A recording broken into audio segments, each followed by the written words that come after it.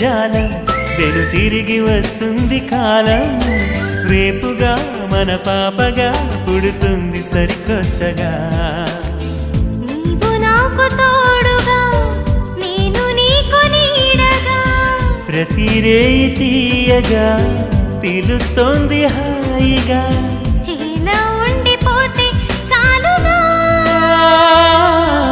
నువ్వంటే నాకిష్టమని